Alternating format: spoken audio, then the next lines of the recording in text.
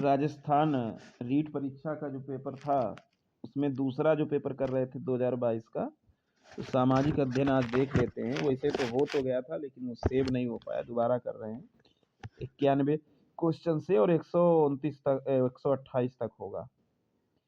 तो 91वां क्वेश्चन है कि मेगास्थनीज ने मौर्य प्रशासन में सैनिक गतिविधियों के संचालन के लिए कितनी उप समितियों का उल्लेख किया है? तो मेगास्थनीज ने मौर्य प्रशासन में सैनिक गतिविधियों के संचालन के लिए एक समिति और 6 उप समितियों का उल्लेख किया है।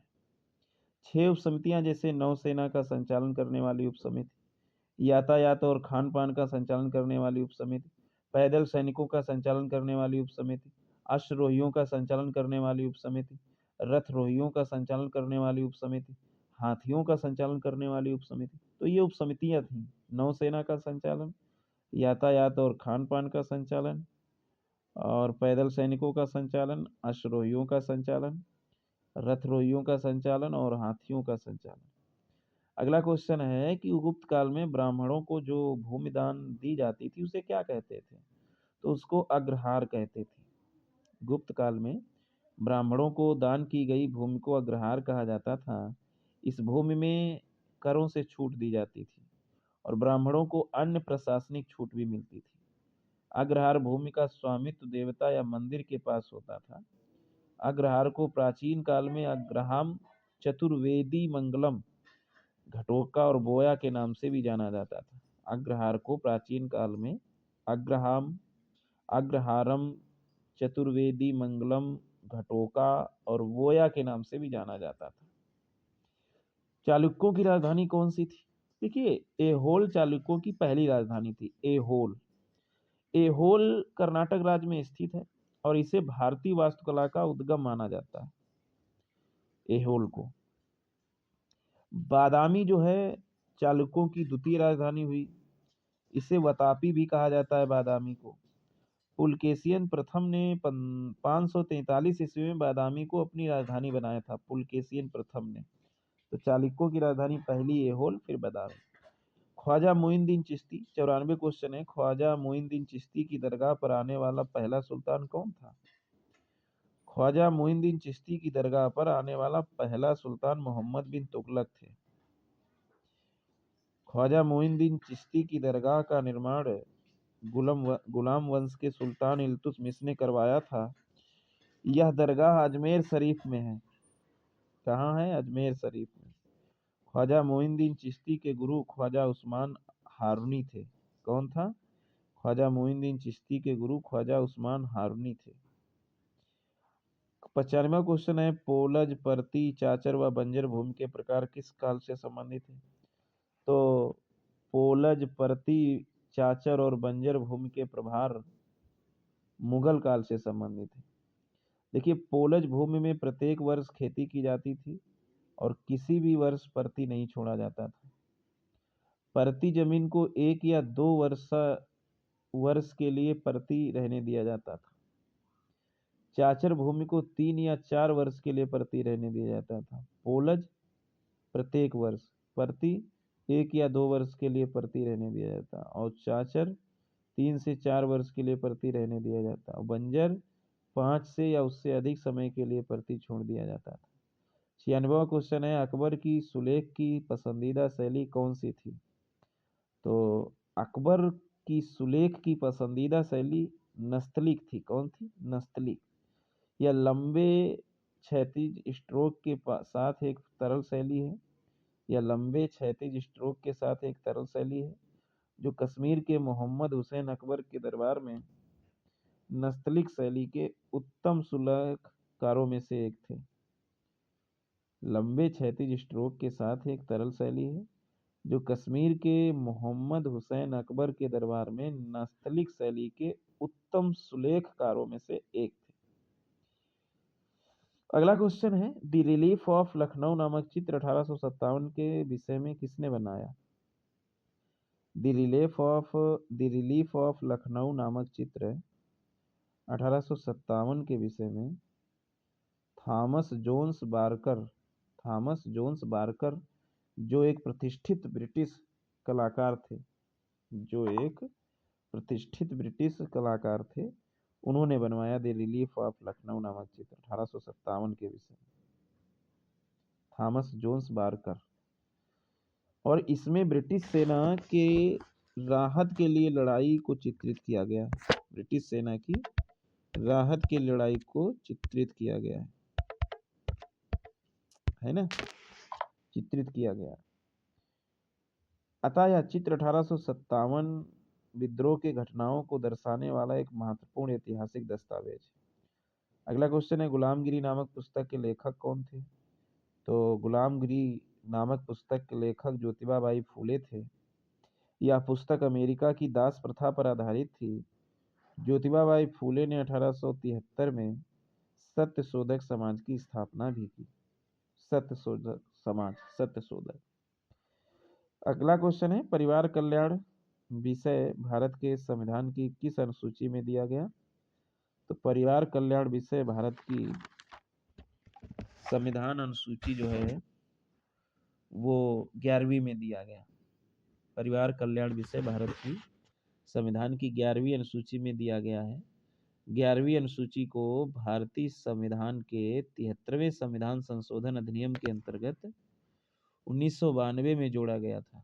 इस अनुसूची में कुल 29 विषय हैं। भारतीय संविधान में कुल 29 अनुसूचियां हैं। 11वीं अनुसूची में दिया गया है और 29 विषय हैं, और भारतीय संविधान में कुल 12 अनुसूचियां। अगला है, भारत के संविधान में संशोधन करने की शक्ति किसे प्राप्त है? तो भारतीय संविधान के अनुच्छेद 368 के अंतर्गत संविधान में संशोधन करने की शक्ति संसद को है। संसद के किसी भी सदन में विधेयक प्रस्तुत कर संविधान संशोधन की प्रक्रिया को शुरुआत की जा सकती है। संसद के दोनों सदनों में विधेयक को अलग अलग कुल बहुमत से पारित होना आवश्यक है।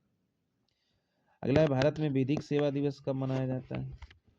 तो भारत में विधिक सेवा दिवस जो है वो 9 नवंबर को मनाया जाता है। राष्ट्रीय विधिक सेवा दिवस प्रत्येक वर्ष 9 नवंबर को मनाया जाता है, 9 नवंबर। इस दिवस की शुरुआत उच्चतम न्यायालय द्वारा 1995 में की गई थी। कब? 1995 में। इस दिवस का उद्देश्य नागरिकों को निष्पक्ष और उचित न्याय प्रक्रिया सुनिश्चित कराने के लिए जागरूक करना है। 7 चरणों में पूरी हुई थी ये। हाथल गांव का संबंध राजस्थान के एकीकरण में किस रियासत से जुड़ा हुआ है? तो सिरोही से जुड़ा हुआ है। 129वां क्वेश्चन है, और 1948 से शुरू हुई थी राजस्थान एकीकरण की प्रक्रिया और 1956 तक चली थी 7 चरणों में। 1929वां क्वेश्चन है कि governor general Lord William Bentinck ने किस दुर्ग को दुनिया का दूसरा जिब्राल्टर कहा था? तो British governor general Lord William Bentinck ने अजमेर के तारागढ़ किले को दुनिया का दूसरा जिब्राल्टर कहा था। वाह! तारागढ़ किले को। तारागढ़ किला अजमेर की सबसे ऊंची पर्वत श्रृंखला पर बना है। सबसे ऊंची पर्वत श्रृंखला पर बना। अगला क्वेश्चन है कि आदिवासियों का कुंभ राजस्थान के कौन से मेले को कहा जाता है? तो वेड़ेश्वर मेला जो होता है वो आदिवासियों का कुंभ कहलाता है। आदिवासियों का कुंभ राजस्थान के डूंगरपुर जिले में लगने वाला वेड़ेश्वर मेला को कहा जाता है।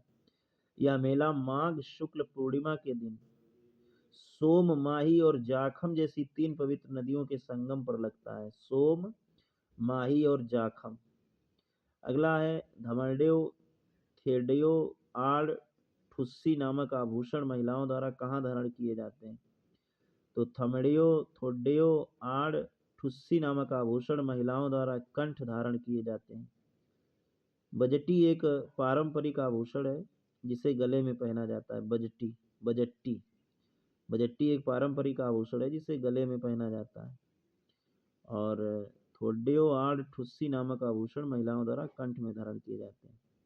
अगला क्वेश्चन है, Maharaja school of arts and craft की स्थापना किस राजस्थानी शासक द्वारा करवाई गई? तो Maharaja school of arts and crafts की स्थापना 1857 ईस्वी के प्रारंभ में जयपुर की तत्कालीन रियासत के शासक Maharaja school of arts and crafts की स्थापना 1857 ईस्वी के प्रारंभ में जयपुर की तत्कालीन रियासत के शासक महाराजा सवाई राम सिंह द्वितीय द्वारा मदरसा-ए-हुनरी मतलब कला संस्थान के नाम से की गई थी। 1886 में इसका नाम बदलकर महाराजा स्कूल ऑफ आर्ट्स कर दिया गया। महाराजा स्कूल ऑफ आर्ट्स कर दिया गया 1886 में। पहले ये था Maharaja school of arts and crafts की स्थापना 1857 में हुई थी जयपुर में, महाराजा सवाई राम सिंह द्वितीय। अगला क्वेश्चन है, वालर नृत्य किसके द्वारा किया जाता है? देखिए, वालर नृत्य राजस्थान का एक लोकप्रिय नृत्य है। वालर नृत्य विशेष रूप से पुरुष और महिलाओं द्वारा किया जाने वाला एक सुंदर और उत्साही आदिवासी नृत्य है। यह नृत्य गरासिया जनजाति में प्रसिद्ध है। गरासिया जनजाति मुख्य रूप से दक्षिणी राजस्थान में निवास करती है और वालर नृत्य बहुत फेमस है। अगला क्वेश्चन है, किस उद्देश्य की संप्राप्ति पर विद्यार्थी किसी मानचित्र में अंकित अशुद्धियों को सही कर सकता है? तो देखिए, एक विद्यार्थी क्रियात्मक कौशलों के विकास द्वारा मानचित्र में दी गई किसी भी अंकित अशुद्धियों को सही कर सकता है। इसके द्वारा क्रियात्मक कौशलों के विकास द्वारा। क्रियात्मक कौशल विकास का वह अधिगम है जिसके द्वारा व्यक्तियों अनुभव प्राप्त करते हैं और उनके कौशल और क्षमताओं का विकास होता है। क्रियात्मक कौशल विकास छात्रों द्वारा अंकित अशुद्धियों को सही करने के लिए अधिगम और उस विशेष वस्तु के साथ अनुभव करने के लिए एक समस्या समाधान दृष्टिकोण है। इसमें कार्य करना और परिणामों पर चिंतन करना शामिल है, क्रियात्मक कौशल। अगला क्वेश्चन है 135वां, शिक्षा नई पीढ़ी के सामाजिकरण के अतिरिक्त कुछ नहीं है। देखिए, शिक्षा नई पीढ़ी के सामाजिकरण के अतिरिक्त कुछ नहीं है, यह कथन दुर्खीम द्वारा कहा गया है। शिक्षा नई पीढ़ी के सामाजिकरण के अतिरिक्त कुछ नहीं है, यह कथन दुर्खीम द्वारा कहा गया है। अगला क्वेश्चन है, model of understanding level of teaching के किस नाम से जाना जाता है? तो model of understanding level of teaching को मॉरिसन मॉडल के नाम से भी जाना जाता है, जिसके मुख्य प्रस्तावक मॉरिसन हैं। मॉरिसन मॉडल के 5 चरण हैं: अन्वेषण, प्रस्तुतिकरण, आत्मसातकरण, संगठन, शाश्वत पाठ। अन्वेषण, प्रस्तुतिकरण, आत्मसातकरण, संगठन, शाश्वत पाठ। Model of understanding level of teaching को इस नाम से जाना जाता है, किस नाम से? Morrison model. अन्वेषण, प्रस्तुतिकरण, आत्मसातकरण, संगठन, शाश्वत पाठ। अगला है, बेंजामिन ब्लूम के संज्ञानात्मक पक्ष से संबंधित कौन सा शिक्षण उद्देश्य नहीं है? तो बेंजामिन ब्लूम के संज्ञानात्मक पक्ष से संबंधित शिक्षण उद्देश्य ज्ञान, समझ, अनुप्रयोग, विश्लेषण, संश्लेषण और मूल्यांकन है। बेंजामिन ब्लूम के संज्ञानात्मक पक्ष से संबंधित शिक्षण उद्देश्य ज्ञान, समझ, अनुप्रयोग, विश्लेषण, संश्लेषण और मूल्यांकन है। इस प्रकार अधिग्रहण बेंजामिन ब्लूम के संज्ञानात्मक पक्ष से संबंधित नहीं है, बाकी सब हैं। इस ऑप्शन में अधिग्रहण सही होगा क्योंकि यही तो नहीं है। 138वां क्वेश्चन है कि अनुदेशन तकनीक की प्रकृति के अनुसार प्रायोजन विधि संबंधित है। देखिए, अनुदेशन विधि शिक्षार्थियों को दिए गए प्रशिक्षण को बढ़ाने और वर्णन करने के लिए शिक्षकों द्वारा उपयोग की जाने वाली विधि अनुदेशन विधि है। अनुदेशन विधि शिक्षार्थियों को दिए गए प्रशिक्षण को बढ़ाने और वर्णन करने के लिए शिक्षकों द्वारा उपयोग की जाने वाली विधि अनुदेशन विधि है। इसमें समूह का प्रत्येक सदस्य गतिविधियों में सक्रिय रूप से भाग लेता है। इसमें छात्र किसी विशेष विषय पर प्रस्तुतिकरण करते हैं और समूह में उस पर चर्चा करते हैं। इसमें छात्र किसी विशेष विषय पर प्रस्तुतिकरण करते हैं और समूह में उस पर चर्चा करते हैं। इस प्रकार अनुदेशन तकनीक की प्रकृति के अनुसार प्रायोजना विधि द्वारा या प्रयोजना विधि समूह नियंत्रित अनुदेशन से संबंधित है, GCI जिसको बोलते हैं। प्रायोजन विधि मूल रूप से करके सीखना अधिगम पर आधारित है। करके सीखने के अधिगम पर आधारित है। अगला क्वेश्चन है, मूल्यांकन एवं मापन के संबंध का निर्धारण किस सूत्र द्वारा प्रदर्शित किया जाता है? तो मूल्यांकन एवं मापन के संबंध का निर्धारण जो दूसरा सूत्र दिया गया है, मूल्यांकन बराबर मापन प्लस मूल्य निर्धारण। मूल्यांकन बराबर मापन प्लस मूल्य निर्धारण। देखिए, मूल्यांकन का अर्थ है किसी चीज के मूल्य, महत्व या गुणवत्ता के बारे में निर्णय लेना। मूल्य, महत्व या गुणवत्ता के बारे में निर्णय लेना। यह निर्णय मापन पर आधारित होता है, जो कुछ नियमों के अनुसार वस्तुओं के गुणों को संख्याओं से जोड़ने की प्रक्रिया है। अतः इसीलिए मूल्यांकन एक व्यापक अवधारणा है जिसमें मापन इसके एक घटक के रूप में शामिल है। अतः हम कह सकते हैं कि मूल्यांकन बराबर मापन प्लस मूल्य निर्धारण से होता है। मूल्यांकन बराबर मापन प्लस मूल्य निर्धारण। अगला है, कौन सा पद प्रायोजना विधि का भाग नहीं है? तो देखिए, परियोजना के विधि में चरण शामिल होते हैं। तो इसमें सूचना का जो विश्लेषण है ये प्रायोजना विधि का भाग नहीं है। बाकी परिस्थिति उत्पन्न करना ये सही है, प्रायोजना का चुनाव करना ये सही है, प्रायोजना का मूल्यांकन करना ये सही है। देखिए, परियोजना को पूरा करने के लिए उपयुक्त विधियों का चुनाव करना तथा इसके अलावा परियोजना की प्रगति और परिणामों का आकलन करना भी शामिल है। इसके अलावा परियोजना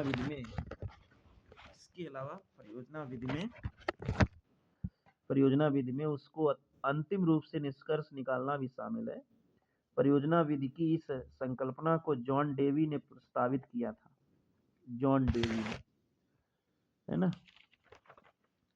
अगला क्वेश्चन है कि राष्ट्रीय शिक्षा नीति 1986 में मूल्यांकन को निरंतर और व्यापक बनाने के अंतर्गत निम्न सुझाव नहीं दिया गया,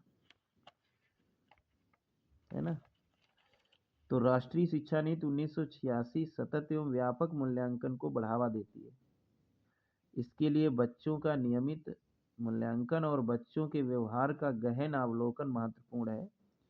अतः यह सुनिश्चित करता है कि बच्चों की प्रगति का निरंतर मूल्यांकन हो, जिससे उनकी शैक्षिक आवश्यकताओं की पहचान की जा सके। अतः नेप 1986 के अंतर्गत प्रश्न पत्र निर्माण में अध्यापकों को गहन प्रशिक्षण भी आवश्यकता नहीं है। ये सुझाव नहीं दिया गया है। तो डी इज राइट आंसर। देखो, राष्ट्रीय शिक्षा नीति 1986 में मूल्यांकन को निरंतर और व्यापक बनाने के अंतर्गत सुझाव नहीं दिया गया है। तो मूल्यांकन लक्ष्य आधारित होना चाहिए, बिल्कुल सही है।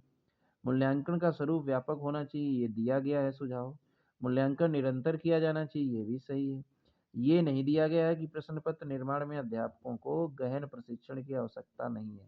अरे भाई, जब आप गहन प्रशिक्षण नहीं करोगे तो फिर कैसे बढ़िया बनाओगे। 142वां है, तुलनात्मक अध्ययन के लिए उपयोग होता है। कक्षा शिक्षण में तुलनात्मक अध्ययन के लिए उपयोग होता है।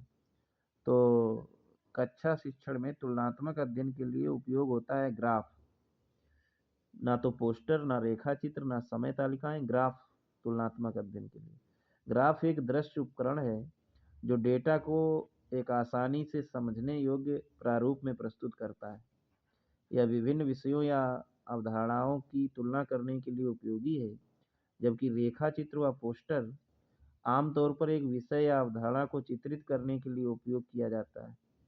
इसके अलावा समय तालिकाएं अनुभव आधारित सीखने का तरीका है, लेकिन इसका सीधा संबंध तुलनात्मक अध्ययन से नहीं है।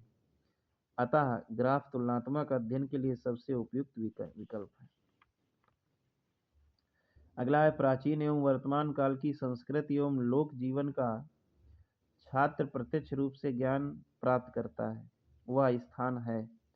प्राचीन एवं वर्तमान काल की संस्कृति एवं लोक जीवन का छात्र प्रत्यक्ष रूप से ज्ञान प्राप्त करता है, वह स्थान है। तो देखिए, प्राचीन एवं वर्तमान काल की संस्कृति एवं लोक जीवन का छात्र कई तरीकों से प्रत्यक्ष ज्ञान प्राप्त कर सीख सकते हैं। जैसे छात्र या यात्रा भ्रमण कर विभिन्न संस्कृतियों, परंपराओं और जीवन शैलियों के बारे में सीख सकता है। पुरातत्व स्थलों, संग्रहालय एवं ऐतिहासिक स्थलों का दौरा कराने में छात्र अपने अतीत की संस्कृतियों और सभ्यताओं के बारे में जान सकते हैं।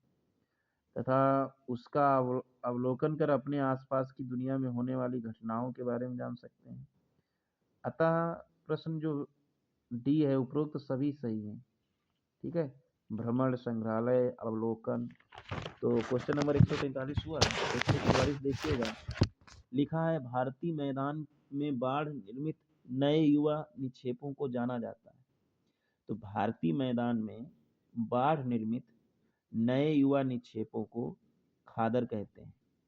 देखिए, उत्तर भारत और पाकिस्तान के सिंधु गंगा क्षेत्रों में खादर और बांगर या बांगर शब्द अलग अलग प्रकार के नदी के मैदानों और जलोढ़ मिट्टी को समझने के लिए इस्तेमाल किया जाता है। भारतीय मैदान में नदियों द्वारा लाया गया नया और उपजाऊ मिट्टी का जमाव खादर कहलाता है। यह मैदान के निचले इलाकों में पाया जाता है और कृषि के लिए उपजाऊ होती है। इसके अलावा बांगर, भावर और तराई भारतीय मैदान के अन्य भूआकृतिक विशेषताएं हैं, जबकि खादर बाढ़ के कारण बनने वाला नया निक्षेपण है। अगला है, भारत में बहुतायत से पाए जाने वाला वन कौन सा है? देखिए, उष्णकटिबंधीय पर्णपाती वन बहुत पाए जाते हैं। भारत में सबसे अधिक क्षेत्रफल पाया जाने वाला वन उष्णकटिबंधीय पर्णपाती वन है। ये वन देश के मध्य और दक्षिणी भागों में फैले हुए हैं। इन वनों में गर्मी के मौसम में पत्ते झड़ते हैं। इन्हें मानसून वन भी कहा जाता है। इन वनों में मुख्य रूप से सागौन, बांस, शीशम, चंदन, अर्जुन, शहतूश आदि। अतः इसके अलावा उष्णकटिबंधीय वर्षा वन, पर्वतीय वन और उष्णकटिबंधीय कटीले वन भी भारत में पाए जाते हैं, लेकिन सर्वाधिक मात्रा में उष्णकटिबंधीय पर्णपाती वन पाए जाते हैं। तो उष्णकटिबंधीय पर्णपाती वन बहुतायत में पाए जाते हैं। 146वां क्वेश्चन है, सुनहरा रेशा किसको कहा जाता है? देखिए, जूट को स्वर्णिम सुनहरा रेशा के नाम से जानते हैं। इसका उपयोग बैग, चटाई, रस्सी, धागा, कालीन और अन्य कलाकृतियों के निर्माण में किया जाता है। यह भारत और बांग्लादेश में मुख्य रूप से उत्पादित होता है। भारत का जूट का पहला कारखाना एक्लैड मिल जूट का पहला कारखाना एक्लैड मिल सन 1855 में रिसरा में कोलकाता में स्थापित किया गया। पहला कारखाना जूट का एक्लैड मिल कहा जाता है। 1855 में रिसरा कलकत्ता में स्थापित किया गया। 147 है, धात्विक खनिज युग्म है। तो युग्म मैग्नीज और तांबा दोनों धात्विक खनिज हैं। इसका उपयोग विभिन्न उद्योगों में किया जाता है। मैग्नीज इस्पात उद्योग में इसका महत्वपूर्ण उपयोग होता है। इसके अलावा तांबा बिजली के तार, पाइप और अन्य उत्पादों के निर्माण में होता है। बाकी जैसे तांबा, ग्रेफाइट, ये धात्विक खनिज युग्म नहीं है। लोहा, अभ्रक, लोहा तो है धात्विक, अभ्रक नहीं। अभ्रक और डोलामाइट और अभ्रक नहीं है, लेकिन मैग्नीज और तांबा दोनों धात्विक हैं। 148वां क्वेश्चन है कि विश्व में सबसे अधिक बिकने वाली कैंसर रोधी औषधि भारत में कौन से पौधे से प्राप्त होती है? देखिए, भारत में पाया जाने वाला हिमालयन यव एक दुर्लभ पौधा है। हिमालयन यव, जिससे विश्व की सबसे अधिक बिकने वाली कैंसर रोधी दवा टैक्सोल निकाली जाती है। टैक्सोल यह दवा अंडाशय के कैंसर, स्तन कैंसर, फेफड़े के कैंसर और अन्य कैंसरों के इलाज में उपयोग की जाती है। हिमालयन यव।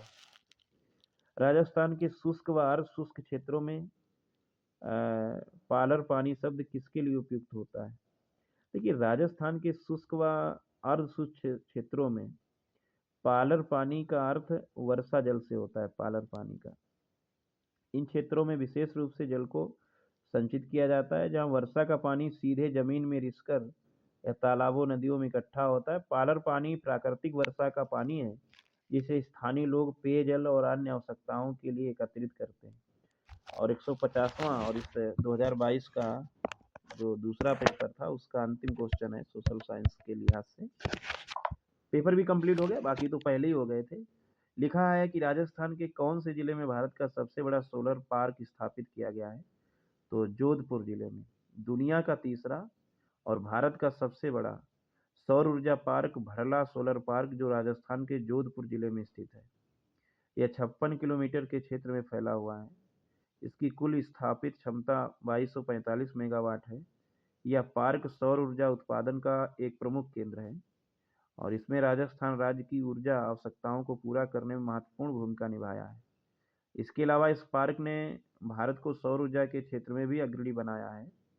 तो ये तो था पेज नंबर 68 तक। Thanks for watching and hearing my videos.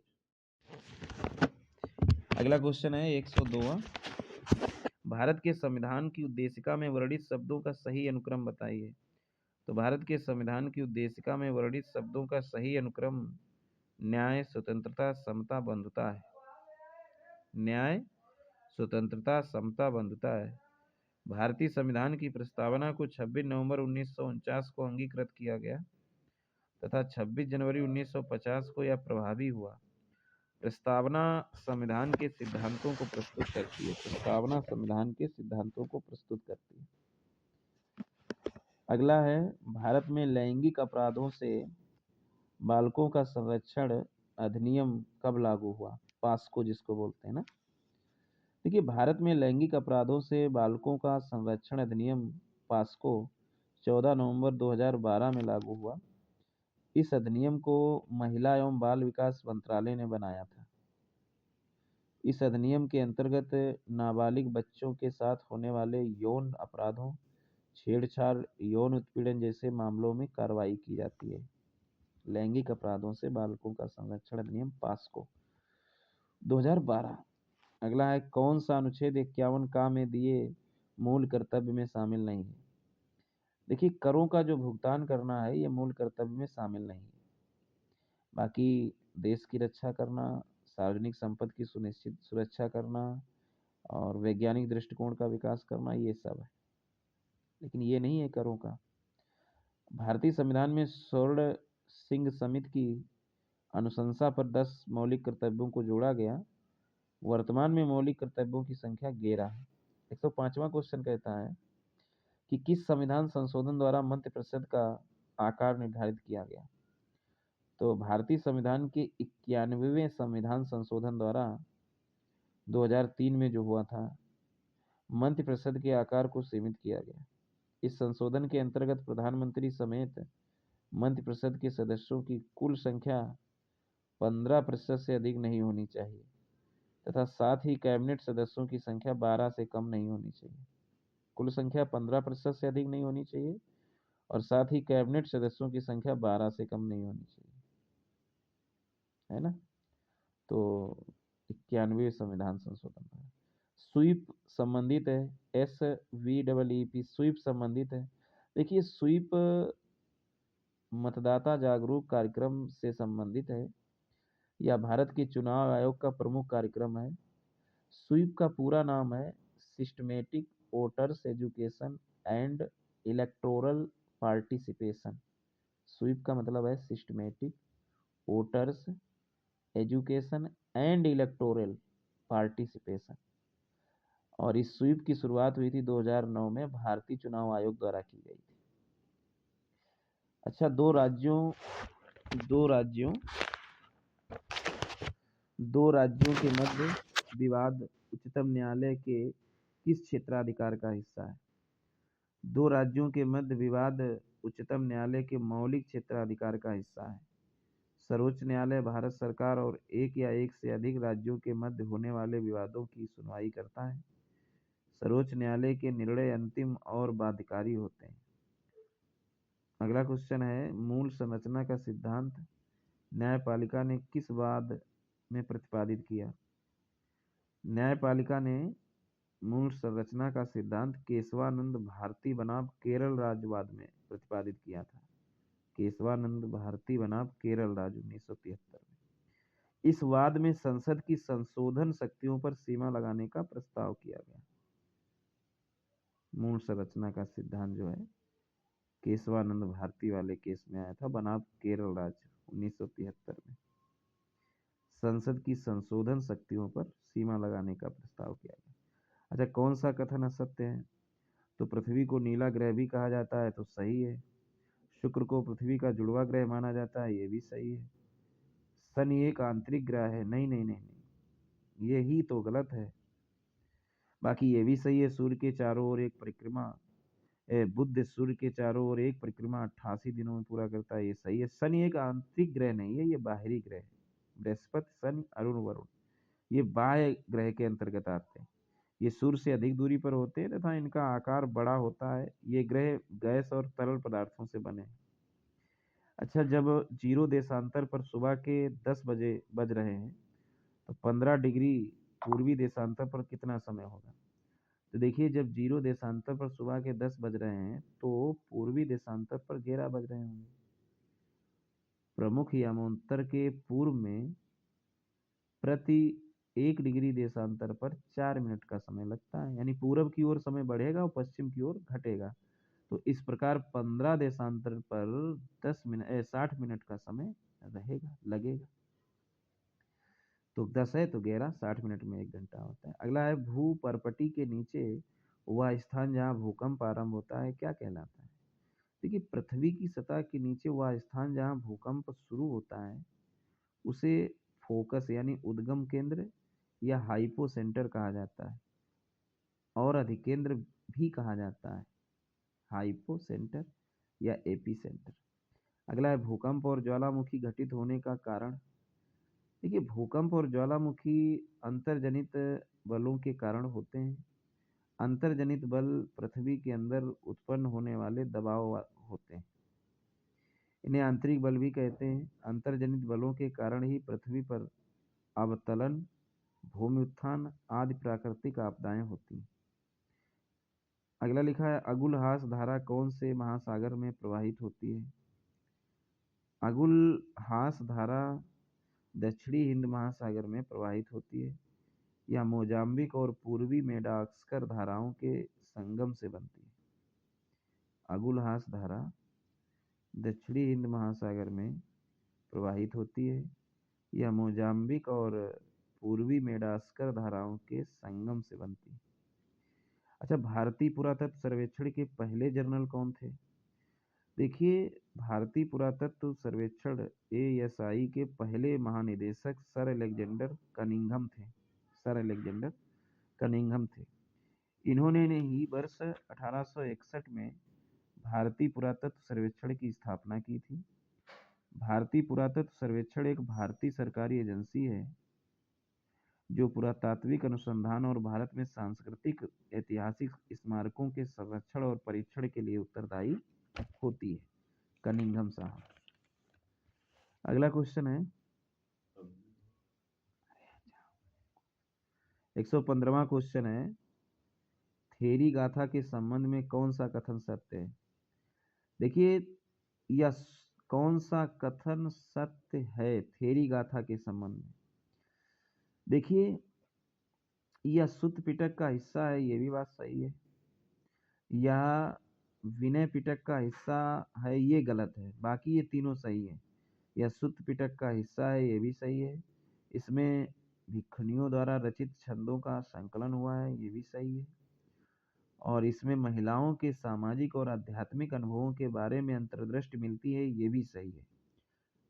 सुत्त पिटक का हिस्सा, भिक्षुनियों द्वारा रचित छंदों का संकलन, महिलाओं के सामाजिक और आध्यात्मिक अनुभवों के बारे में, ये सब सही है। लेकिन ये विनय पिटक का हिस्सा नहीं। 116वां कहता है कि वर्धमान महावीर किस वंश से संबंधित थे? तो महावीर जैन धर्म के 24वें तीर्थंकर थे। इन्हें वर्धमान के नाम से भी जाना जाता है। महावीर का जन्म 540 ईस्वी पूर्व में वज्र साम्राज्य में कुंडग्राम के राजा सिद्धार्थ और लिच्छवी राजकुमारी त्रिशला में यहाँ हुआ था। भगवान महावीर इच्छांक वंश से भी संबंधित हैं। 16 महाजनपदों में मगध प्रथम क्यों था? तो मौर्य पूर्व काल में 16 महाजनपद थे। इन महाजनपदों में सबसे शक्तिशाली और महत्वपूर्ण मगध साम्राज्य था। मगध 16 महाजनपदों में प्रथम था क्योंकि मगध की जमीन उपजाऊ थी, जिससे यहाँ अच्छी फसलें होती थी। मगध में लोहे और तांबे के बड़े भंडार थे। मगध के बाहरी वन क्षेत्रों में हाथियों को पकड़ा और प्रशिक्षित किया जाता था। मगध के चारों ओर पहाड़ियां और जंगल थे, जिससे शत्रुओं के लिए हमला करना मुश्किल था। 118वां क्वेश्चन है, लोथल नामक हड़प्पाई स्थल कहाँ स्थित है? लोथल गुजरात के अहमदाबाद जिले में भोगवा नदी के तट पर स्थित एक हड़प्पाई स्थल है। लोथल जो है गुजरात के अहमदाबाद जिले में भोगवा नदी के तट पर स्थित एक हड़प्पाई स्थल है। इसकी खोज 1954 में एस.आर. राव ने की थी। एस.आर. राव ने की थी। इसे सिंधु घाटी सभ्यता के मैनचेस्टर के नाम से भी जाना जाता है। सिंधु घाटी सभ्यता के मैनचेस्टर के नाम से भी जाना जाता है। अच्छा, बेरी गाजा प्राचीन भारत के कौन से बंदरगाह का यूनानी नाम था? तो बेरी गाजा प्राचीन भारत के भरूच बंदरगाह का यूनानी नाम था। यह बंदरगाह गुजरात में नर्मदा नदी के मुहाने पर स्थित है। बेरी गाजा प्राचीन भारत के भरूच बंदरगाह का यूनानी नाम था। और ये बेरी गाचा यानी भरूच जो है गुजरात में नर्मदा नदी के मुहाने पर स्थित है। यह बंदरगाह पश्चिमी भारत के लिए एक व्यापारिक बिंदु के रूप में कार्य करता था। पश्चिमी भारत के। अच्छा, चोल अभिलेखों में भूमि की विभिन्न कोटियों का उल्लेख मिलता है। उनसे वेलन वेल्लन गवाही का संबंध था। देखिए, चोल अभिलेखों में भूमि की विभिन्न कोटियों का उल्लेख मिलता है। उनमें जो वेल्लन वगाई का संबंध है गैर ब्राह्मण किसान स्वामियों की भूमि से था। वेल्लन गवाई मतलब गैर ब्राह्मण किसान। चोल अभिलेखों में निम्न प्रकार की भूमि मिलती है, जैसे ब्रह्मादय मतलब यह भूमि ब्राह्मणों को भेंट की जाती थी। साला भोग यह विद्यालय के रखरखाव के लिए प्रदत्त भूमि को साला भोग कहते थे। देन दान तिरुनाम ढक्कनी मंदिरों को उपहार में दी गई भूमि देन दान या तिरुनाम ढक्कनी। पल्लिम छंदम, तो पल्लिम छंदम जैन संस्थानों को दान में दी गई भूमि पल्लिम छंदम कहलाती थी। 121वां है ऊंट उत्सव। ऊंट उत्सव जो है बीकानेर में होता है। ऊंट उत्सव जो है कहाँ होता है? बीकानेर। मर उत्सव जैसलमेर। मर उत्सव जो है जैसलमेर। पतंग उत्सव जयपुर। मेवाड़ उत्सव उदयपुर। ऊंट उत्सव बीकानेर, मर उत्सव जैसलमेर, पतंग उत्सव जयपुर, मेवाड़ उत्सव उदयपुर। अच्छा, कौन सा कथन असत्य है? देखिए, इसमें जवाहर सागर अभ्यारण्य कोटा बूंदी चित्तौड़गढ़ में, ये तो सही है। राजस्थान का कल्प वृक्ष रोहिड़ा, ये गलत है। तो यही रोहिड़ा नहीं है, ये है खेजड़ी, खेजड़ी वृक्ष। तो इसमें सी डी गलत है। सी वाला भी गलत है कि अर्ध उष्णकटिबंधीय सदाबहार वनों को मानसून वन भी कहा। नहीं, अर्ध उष्णकटिबंधीय सदाबहार वनों को नहीं मानसून वन कहा जाता है, केवल उष्णकटिबंधीय। अर्ध नहीं, उष्णकटिबंधीय। अर्ध उष्णकटिबंधीय नहीं, उष्णकटिबंधीय पर्णपाती वनों को मानसूनी वन कहा जाता है। और ये वन 70 से 200 सेंटीमीटर वार्षिक वर्षा वाले क्षेत्रों में पाए जाते हैं। तो ये एक तो सी सही है। और प्लस राजस्थान का कल्प वृक्ष रोहिड़ा है, ये भी गलत है, खेजड़ी है। खेजड़ी है, इसे मारू प्रदेश का कल्प वृक्ष भी कहा जाता है। खेजड़ी को मारू प्रदेश का कल्प वृक्ष कहते हैं। और खेजड़ी वृक्ष की लकड़ी यज्ञ की समिधा के लिए पवित्र मानी जाती है। और बाकी वो तो सही है, केसर बाग वन जीव अभ्यारण्य धौलपुर में, ये तो सही है। और जवाहर सागर अभ्यारण्य कोटा बूंदी चित्तौड़गढ़ में, ये भी सही है। 123वां है कौन सा सही सुमेलित नहीं है? तो लूनी जो है जोजड़ी में है, सही है। बनास मेनाल, ये भी सही है। माही बाढ़ गंगा, ये गलत है। माही तो यमुना होना चाहिए ना। चंबल पार्वती, ये सही है। देखिए, माही पश्चिमी भारत की एक नदी है। यह मध्य प्रदेश के धार जिले के अमरोह पहाड़ियों में मेहद झील से निकलती है। मेहद, यह राजस्थान के वागड़ क्षेत्र से होकर गुजरात में प्रवेश करती है। माही की सहायक नदी सोम, चैप, जाखम व मोरन है। बाणगंगा नदी राजस्थान और उत्तर प्रदेश में बहने वाली एक नदी है। यह जयपुर जिले के वैरात पहाड़ियों से निकलती है और उत्तर प्रदेश के आगरा जिले के फतेहाबाद के पास यमुना में मिल जाती है। तो यही सुमेलित नहीं है। 124वां है अजमेर के पास स्थित पुष्कर में 12 मंदिर का निर्माण किसने करवाया? तो अजमेर के पास स्थित पुष्कर 12 मंदिर का निर्माण 12वीं शताब्दी ईस्वी में राजा अरोड़ोराज चौहान द्वारा बनाया गया था। यह भगवान विष्णु के तीसरे अवतार वाराह को समर्पित है। अजमेर के पास स्थित पुष्कर 12 मंदिर का निर्माण 12वीं शताब्दी ईस्वी में राजा अरोड़ोराज चौहान द्वारा बनाया गया था। यह भगवान विष्णु के तीसरे अवतार बारह को समर्पित है। अगला क्वेश्चन है, राजस्थान में 1857 की क्रांति के समय सिरोही रियासत का पॉलिटिकल एजेंट कौन था? तो राजस्थान में 1857 की क्रांति के समय सिरोही रियासत का पॉलिटिकल एजेंट जेडी हॉल था। सिरोही राज्य की स्थापना 1311 में लुम्भा द्वारा की गई थी। किसके द्वारा? सिरोही राज्य की स्थापना 1311 में लुम्भा द्वारा की गई थी। 1311। तो यही जेडी हॉल था, पॉलिटिकल एजेंट था सिरोही रियासत का। 126वां क्वेश्चन है, मोतीलाल तेजावत किस गांव के निवासी थे? तो मोतीलाल तेजावत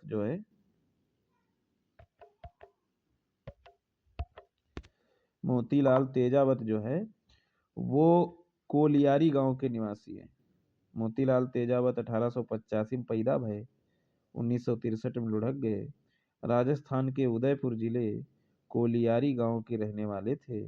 मोतीलाल तेजावत को आदिवासियों का मसीहा भी कहा जाता है। वाह, आदिवासियों का मसीहा भी कहा जाता है। वे एक ही आंदोलन के प्रमुख नेता थे। कौन सा आंदोलन? एक ही आंदोलन। 127वां क्वेश्चन है, 1987 का शूरमल मिश्रण पुरस्कार कन्हैयालाल सेठिया की किस साहित्यिक रचना को दिया गया?